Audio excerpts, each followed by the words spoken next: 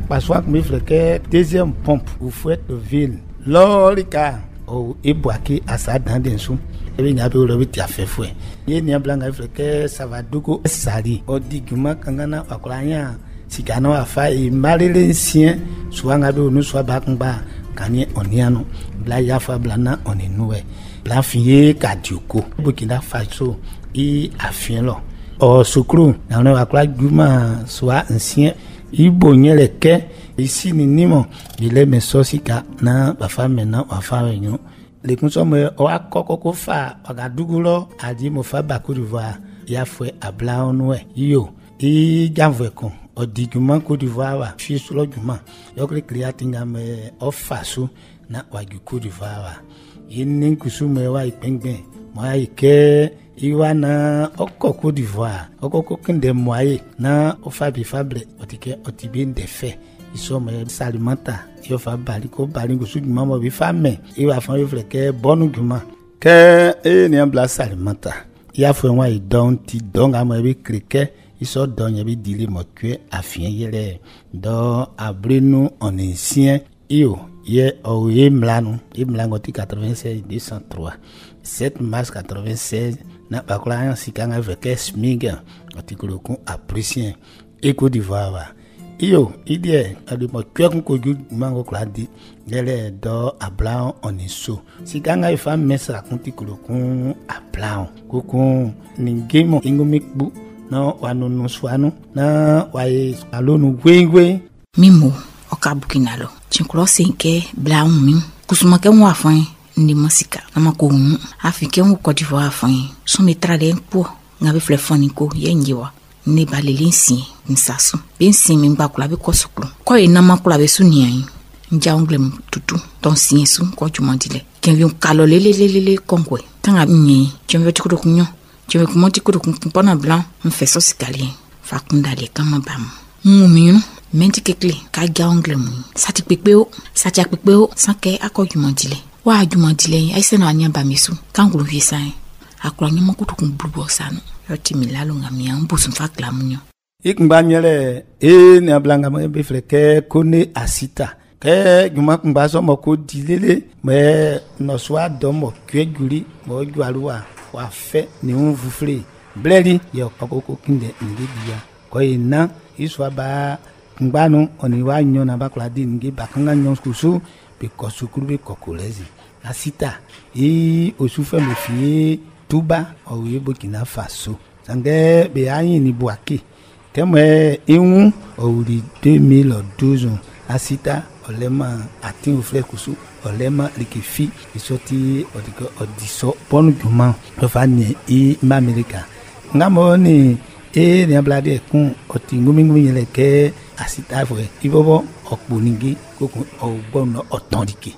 Be katingi fleke Dar es Salaam le ke Maroc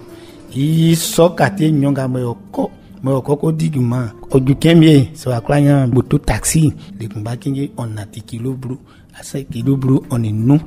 ngesi kanga me anglo yobi fama na yele kolokon ablan on inu mwe wa nyama mwa tupake mwa elina ba ko e opere isra sien black kokla que mon coup du fouet qui est le monnaie qui est le combat à mole afro brunina au passé jamais yi encore que Efimbokina mba adifie jumo be kun mamilie odiata nle banyo so anunu le jumo yenji yen fanta beo yen faula be suklo na ole afeonu anunu so anu anunzintalinu apunenge unzia bielenu chenvie via ntobo anaviayi oju chen esranyon ivile kusunkumba yendi jumonyo likavie nsinlo palekun le mochokunu kanglonvie wa ekpenna bema mi kotokublu swavie nukusu kenko nyelika nu san nzitalienu kovie bema mi kotoku nyon pona blaon chenvie kusu bema mi kotoku san kanglo favie wa yensanu kotoku ablaoni nu ayi swasika courant sika oni mbambe suklu ninge alie sika ka vi ngbanga yi dike fika osanu na ole otike klemoni ke Burkina ngame be fimi klorobo bi ba Côte d'Ivoire wa fan o mi abi akinde muguma na ne afin kebe be bibo ya fait abrinu waju be ngame bi sofrua trouver ici en Bressa mais en 1960 de mo faguier 1975 nous be ngame be fié Burkina Faso mo bi Côte d'Ivoire c'est du sang blacon au beno te fagu 2020 nous be annoncé africaine organisation internationale pour la migration mais be mwanga be ba me wagulele akpingbingbi obiboti nyoli mo afagu sien c'est bien be ni so akpingbingbi sien ibwe bingumi ofi Burkina Faso oma e sankon be de big man de ngabe di be vreke anthropologue de migration africaine vreke docteur Lali Kwadjo Alexis ye otubo Kwadjo man e Côte d'Ivoire ye Burkina Faso be bakaka be tradika frère Bluff me flè travail migrant sranga mo be fin klo flè nu mo be ba juma kulele me u flè nu ye enian bla nga mo be fin Burkina mo be ba Côte d'Ivoire afan otike beni be nimu on be simu ye be ba juma kulele sanga tie be fa be mam on ze be nian bla be fa le so juma nu ko yuna ba nyan sika e so bon juma oti juma kekle kokun katwa ngamo ofata kebe fa be mambe ne iso katwa nya be fa mambe iso si kantia si kamoti nandolia oti akpukpukpi yeke mo envle moi like mele wa kokun si kanga be nye okra jumana ba fa ba ni be ulika ye enian bla so mo be di bon juma kemo be bali mo ti abe kro mo be kunde be nya juma isonti akatwa kan abi fa me mambe ye be sonu ye be di so juma bon juma otia juma popo afiliki ngabe yo oti dantra sikanga be fama be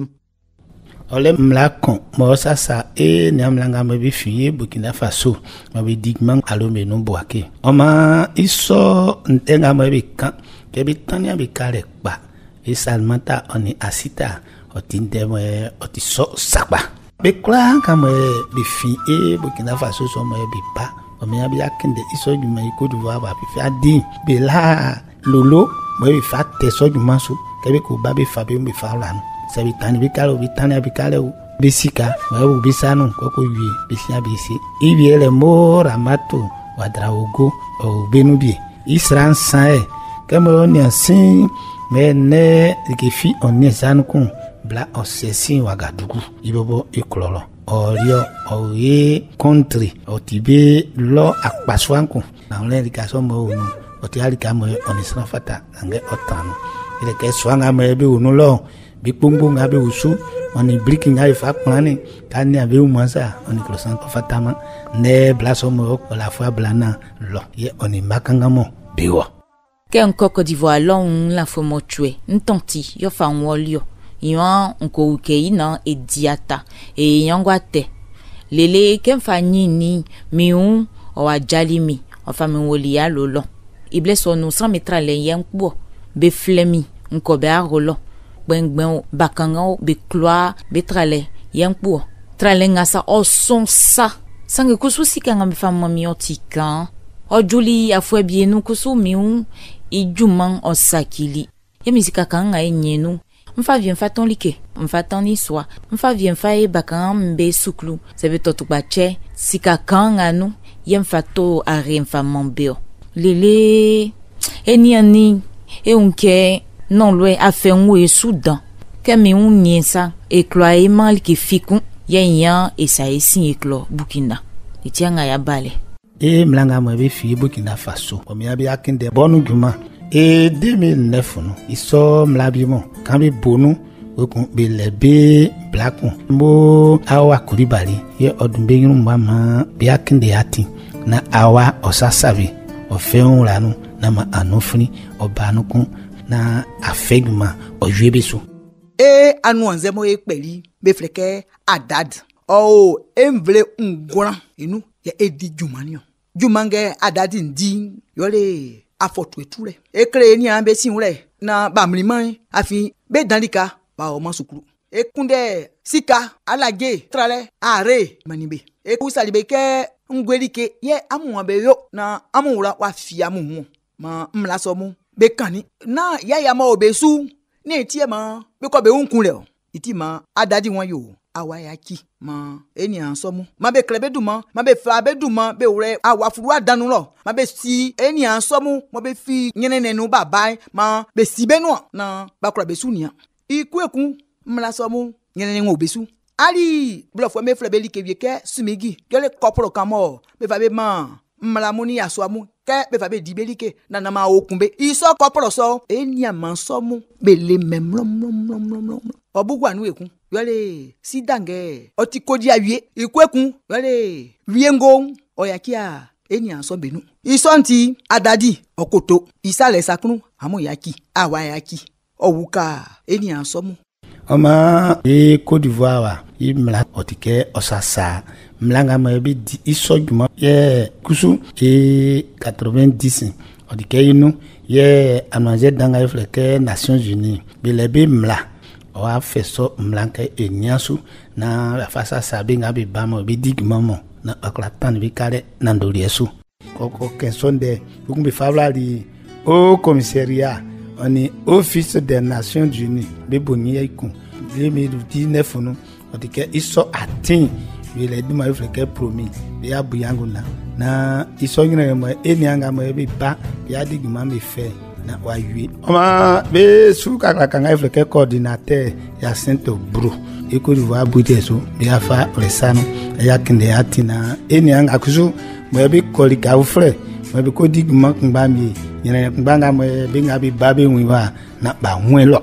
be kula nga be fi atinsi mo be ti awo fue on be osu fue nga be di juma Côte d'Ivoire wa yin be juma dire nklo ati siesie wa mla yin be fa siesie so mla so yin obolibu afwe nga ifle 2019 nou sange afwe 90 nou ye mla so yin be palio lele nga faju afwe 2003 yin mvle lele tre a blasan idou be diri mla so yin so mvle so yin dans li kakpay o we semble me melie noa sanga ni songba yin Côte d'Ivoire mvle noa yin mla so yin isu dile ya kasien isonti eni men souci fwe mu su kansunde kebe bien be na mla nga bo siesie a fwe me juma dile be yo na man Côte d'Ivoire wa yin e kla e disu afin isonye okla u kabe o siesie be jumale nga be di e Côte d'Ivoire mvle noa oni be kla nga bo be noa mo be olika u fle mla soin yo siebe juma dilenyo Côte d'Ivoire mvle o tim vle bo a fwe suma be ba be di juma wa ye o tim vle kusubo srambe dans li kabe gasoa be ko me u fle nu be ko be ko di juma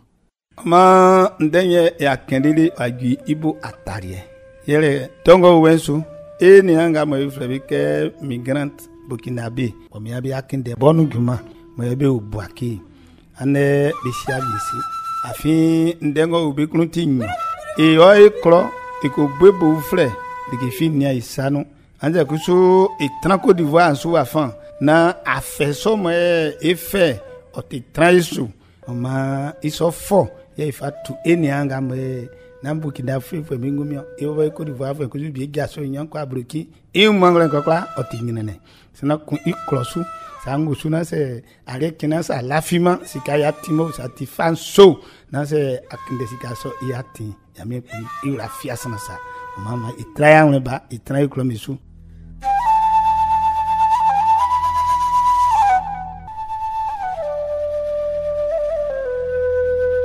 yo bawali mamimu ndenga mo amotile eni ambla mata kisi yo rein ye obisabisa sram kokra mo okranya iso ndengale oken inawle okanklamo